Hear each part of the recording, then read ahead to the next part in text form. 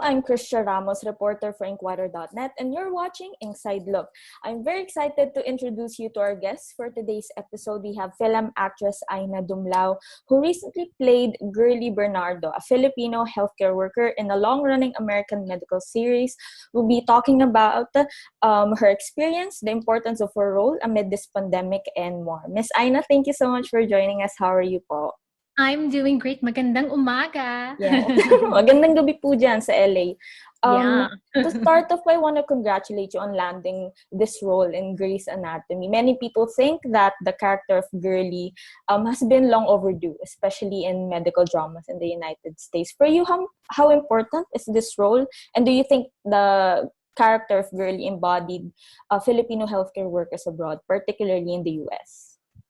I mean, I was lucky that when I booked the role, I didn't fully realize the impact that it had. Otherwise, I probably would have been too nervous to keep my head on straight. But now, since the episode aired, I can finally step back and realize that it's such an impactful role. And I really took to heart that a lot of Filipino Americans, Filipino nurses all over the world have been hit hard by the pandemic.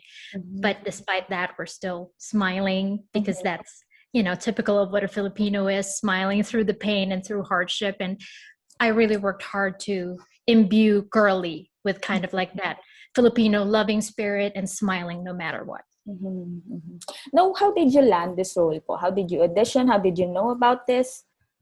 I have an amazing manager. I have an acting manager here who works hard to really pitch me for roles. And as soon as the casting notice for Girlie Bernardo came out, he said, "Here you go, Aina. This is for you. Your time to shine." It actually moved pretty fast. Like I got the audition on a Thursday. I submitted a tape, and then Friday night they said, "Hey, are you ready for your COVID test tomorrow? Ready ka na bang mag-work on Monday?" So it was as fast and as simple as that. Girlie Bernardo, 37, admitted this morning with SATs of 88, tempos 102, heart rate 105, BP 96/54, dehydrated. I'm a nurse, long-term care. Gotten pretty good at knowing when to call the ambulance. How did you feel when you learned that you are gonna play her? And this is a very loved, medical series in the US, and not only in the US but around the world. How did you feel about getting that role? It moved so fast that I didn't really have time to really process it. But for me personally, as an actor, it's like multi-layered, we're in the middle of a pandemic, and it was my first time coming back to work here in America, just because lockdowns and everything was just lifted. And I was so grateful to get the work. And like I said, it was to my advantage that I didn't really fully realize the impact of what I was going to do. But as soon as it hit me, I felt the honor and all the emotions that came along with it, just because so many Filipinos have reached out. A lot of them were very, very emotional and grateful that they could finally see somebody who looked like them on such a long-running medical show, and playing a Filipino-American nurse at that. Now, you mentioned people reaching out to you after they watched the episode. It's been 2 weeks since it aired in the US. What kind of messages do you get do you get messages from Filipino nurses themselves, or? I've gotten a mix of messages. Like a lot of them are Grey's Anatomy fans, so not just Filipinos, but majority of them are from Filipinos, nurses, families of nurses that are left behind in the Philippines because their family members are abroad, to provide for their families. Like I actually have a friend, she's battling through cancer. She's Filipino and she's in the UK, and she was very emotional. She was actually crying when she told me the story that she was stuck in the UK in the middle of lockdown. So she had no contact with her family or friends for, I think, 2 months or 3 months. And the Filipino nurses were the only ones that helped her get through it. Like even they themselves were hit with COVID, but then as soon as they recovered, they went back to work right away because they were understaffed and they had to take care of their patients. So that's why, here in America, I think there's 4% of nurses are Filipinos, Filipino Americans, but then the casualty that's related to COVID is like 28% to like 34%. And it's because of that. You go back to work right away, even if you got sick with COVID, because you need to take care of your patients. That's kind of like the Filipino caring heart. That's undeniably Pinoy. I'm curious, how's the experience taping this episode? Because we are in the middle of a pandemic. When did you tape this episode? How did it go? We shot it over the course of 2 weeks. I think end of April to like middle of May. So it was like a 10-day shoot schedule. It's hard in some ways, just because when you're an actor and you're looking for directions from your director and your other fellow actors, when you're wearing a mask, you don't see what they're trying to communicate. So you tend to like worry a little bit, like, is the director happy with what I'm doing? But I've thankfully worked enough that I have a little bit of a confidence in myself to be like, okay, this feels right. It's okay. How did you prepare for this role? Did you talk to actual Filipino healthcare workers in the US? How was the preparation for this? I didn't talk to anyone, but a lot of my family members are overseas Filipino workers. My cousins and nieces and nephews. I have like literally an entire family of 7 in Chicago who are nurses. So I know their story, especially during COVID. One of my nieces in Chicago, she was telling me, she actually sought out my help because they weren't given hazard pay for COVID that they were supposed to get. So I actually helped her write a letter saying, this is not right. We were here in the ground level of the pandemic. We deserve this pay. So I intimately know what Filipino American nurses have been experiencing throughout COVID. So I just had to kind of like channel all of my learned experiences and the stories that I personally know into Girly. Now, It's sad. But aside from Grey's Anatomy, you also have you star in the Australian short. It's a short series called The Unusual Suspects. Can you describe to us how is that for you? Yeah, that's a little bit different. That's more fun in it, but that limited series is called The Unusual Suspects. As you said, we shot it in Australia, and it's groundbreaking in a lot of ways because it's a story about a heist. It's the center of it, but the leads of it are Filipinos. So it's kind of it's the first time that something so mainstream features Filipinos and Filipino women at that. So it's exciting. It's currently airing in Australia right now. I hope it reaches the Philippines soon, because my mom is every day she says, what, any news? Is it showing in the Philippines? All I want is money, money. This is Evie, my nanny. Why won't you pay me? Now, between your character in The Unusual Suspects and Grey's Anatomy, who do you relate more? Do you think you relate more to Girly, or do you relate more to Evie, your character in The Unusual Suspects? I mean, in a lot of ways, what I did with Evie, I would say Evie, maybe, because I see a lot of my mom in Evie. I channeled a lot of my mom in Evie, just because, without spoilers, without giving away plot points of the story, Evie has a lot of kind of like things that she had to go through in life to get her to Australia, where the story takes place. But then there's, she had to go through essentially as a single quote unquote parent, which is what my mom was. She had to go through a lot to get to where she is, so she could provide for her family. So that's my mom. That's my mom's story. So you relate to Evie more than Girly. Let's talk about your career naman po. How did you start? How did you start acting? Did you, like, before coming to the US, have you been acting in the Philippines before? Naku, no. In the Philippines, not hindi naman sa to put down kind of like the industry in the Philippines, but it's like people who look like me, hindi naman, hindi ko man na-entertain ever to become an artista in the Philippines when I grew up there, just because, it's the Nora Honors are far and few in between, right? So I actually had a call center in the Philippines, which I started when I was 18. That grew to like 350 employees. Nung binenta ko na yung half of that company, I moved to the US, and I'm fast forwarding the story. My husband saw something in me and suggested I should be an actor, and I'm like, oh, yeah, this has always been my dream. I just never entertained it for real. So yeah, it was because my husband saw something in me. He saw potential and encouraged it. Parang akong little sampaguita na pinalaki. Yeah. How long have you been in the US po? I've been here like 11 years, 10, 11 years now. So aside from Grey's Anatomy and The Unusual Suspect, what other shows have you played in or have been a part of?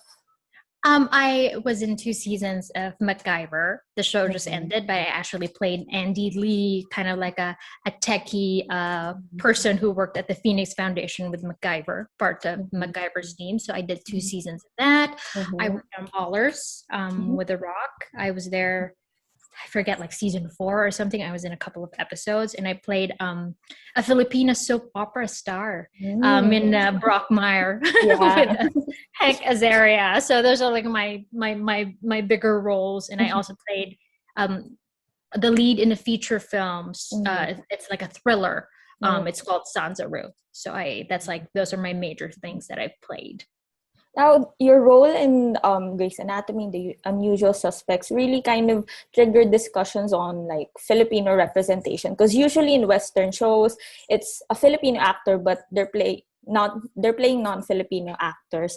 Now, how do you see the industry kind of accepting more Filipino characters and hiring Filipino actors to play them? Has that improved since you arrived there in the US, and how has that improved in terms of like representation of Filipinos? When I started acting, I don't know, like 6-7 years ago, I would never see a casting notice for a Filipino actor. There would be, maybe 2 or 3 every month that I'd see a role specifically for Asians.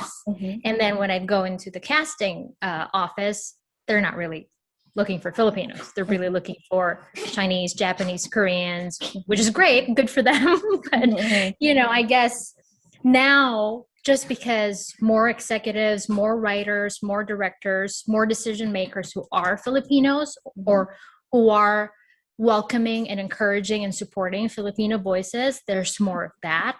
So like Jokoy, he has a feature film and a TV series that's in development. All those things are now sprouting up. So there are roles that are specifically targeting and looking for Filipino voices. So that's kind of like the big shift that I'm seeing. It's not that, before, like I said, kapag Asian, hindi naman kinoconsider ang Filipino. So parang we skipped the Asian part of it. We just went to like, okay, well, we're just going to break doors open as Filipinos if we're not going to be looped into the Asians casting notices. So what are the challenges as a Filipino actor there? I know there's, possibility, of course, of discrimination. What kind of challenges do you face before and now? So before, the biggest challenge nga is that there just weren't any roles that were opened up to us. A lot of the roles that I would book, like the MacGyver one, like the Ballers one, those were open ethnicities. That's how I booked them. They weren't looking for Asians. Otherwise, I probably would not have booked them. They were just looking for a good actor that they thought could fill the role, right? But now, just because, like for me, the way that I was able to overcome a lot of these challenges, my husband and I, we have a production company. We started writing stories. We started writing Filipino stories where I could showcase myself as an actor and as a filmmaker, because I didn't want to wait for permission to act. I wanted to show the world right away, like, hey, this is me. This is what I can do. And if not for those roles, I wouldn't have gotten Grey's Anatomy. I mean, if not for the short film titled Diwa that he and I co-wrote and co-directed, I know for sure I would not have gotten Sanzaru. I would not have gotten Grey's Anatomy. I would not have gotten The Unusual Suspects. So, yeah. Yeah. Speaking of challenges, like amid this pandemic, there's a rise in, I'm just going to ask you this question on Asian American hate crimes, because it's not new. But in this pandemic, it seems there's a rise. And Filipinos, of course, are not spared from that. Now, how can actors like yourself, Asian actors with, Filipino, or who are Filipino, or are Asian Americans, can combat this and raise awareness about this?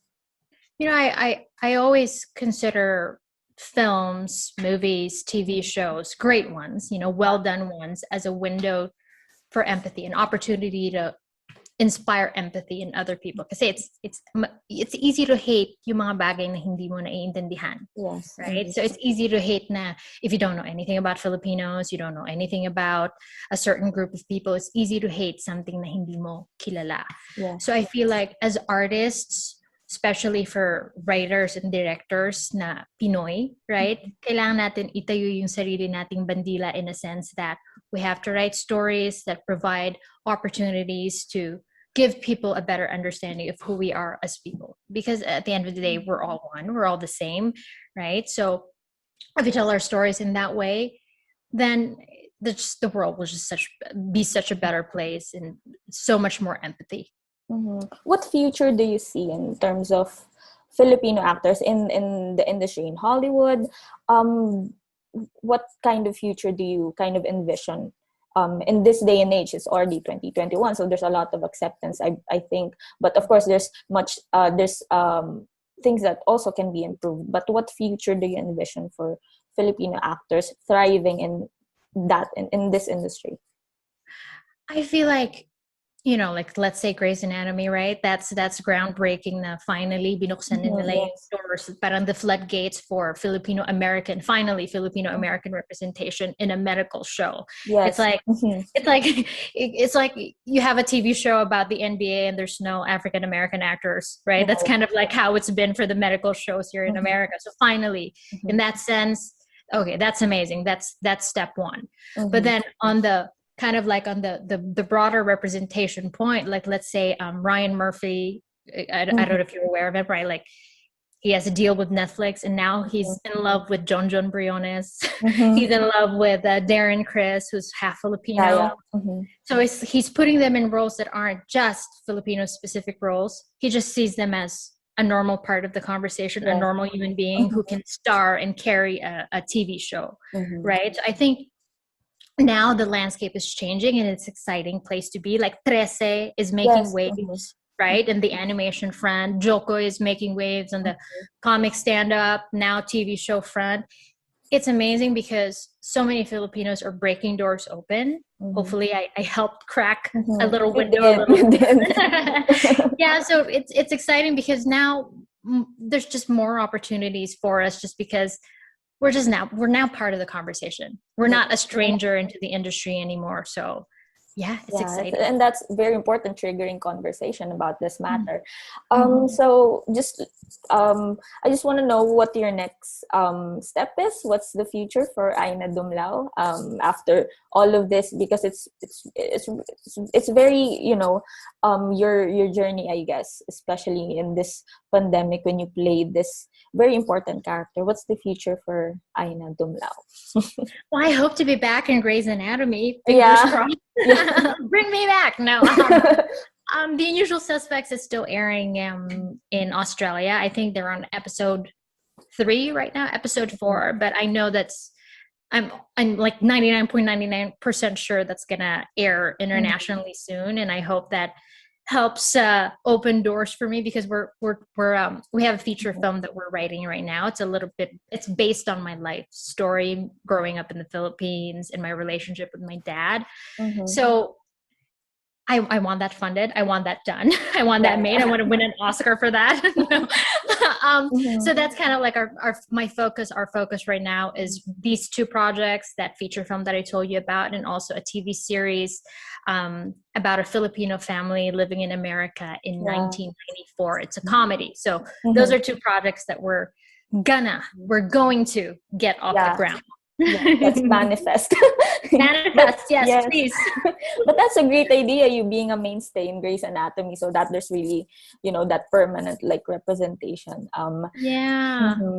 But so we've had a very fruitful discussion. I told you this is gonna be a 30, more or less 30-minute interview. But would you have anything to add?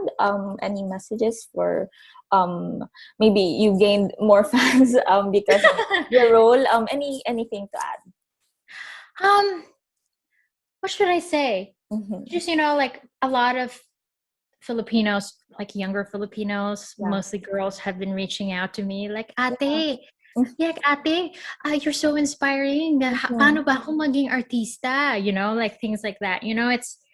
I don't know how it is in the Philippines, right? Like I hindi ko alam kung paano how the industry works in the Philippines, but I know what the reasons were that prevented me from having that dream. I didn't think I was pretty enough. My skin was white enough. I didn't think I was tall enough, but to all the girls and the boys who have been reaching out to me saying that they want to be an actor, go for it.